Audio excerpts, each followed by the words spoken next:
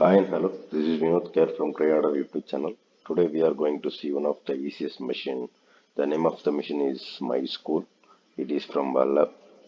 So I have done the basic enumeration using Nmap. I have found port 2280, 3306, 8080, 33060. These are the port open. And I have go to deeper of enumeration using Nmap script, verbose and version scan. Port 22 is for OpenSSH 7.9 PL. We have the exploit for username enumeration.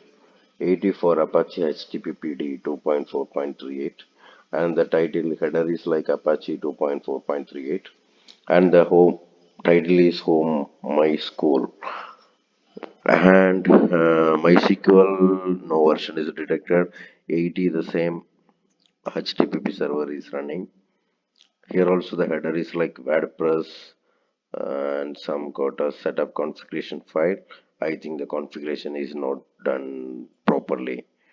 And port 3306 it's my SQLX and some of the fingerprints like LDAP search request, not or PCO or find out. So I have go to deep enumeration. I have first visited the web page my school. So I have found one version number. Its version number is like 2.2.14. I have searched the exploit like some of the exploit available in this version, like file upload. I mean, this is authenticated. We need the username and password, and all are authenticated. So I didn't get any credentials. So this is the login page of CMS. So I have moved to GoBuster. In this GoBuster, I have found some of the directory like modules upload, docs, admin, assets, lib, temp, and the server status is like status is 403. And I have go to port 8080 for the Darbuster, WP content, WP include, WP admin. So these three directories are available in NIC2. I have found click checking, anti-click checking header is not present, and I mean cross-site script protection is not available, and X content type option is not available, and one config.php file is contain database ID and password. So this is upon the CMS. And one more thing like login.php insertion username is test and password is test. So these are the details I have get in the Necto. And okay, remaining things are I get in the Darbuster. I mean GoBuster. So I have visited the web page using port 8080. So in that I directly get one web page. I mean the WordPress is not installed. I have pressed the button and install. So before that we want to set the database in my local machine. So in that I go to 50.50-server.cnf. You can change the binding address local address to 000. After that you can create a database in your local machine. Once the database created, you can create the username and the password with the victim IP address. So after that, give the privileges and flush the privileges. So you can enter the data which was earlier entered in the terminal. I mean MySQL. Username is database name is WPDB, and the username is WP user and password and the host.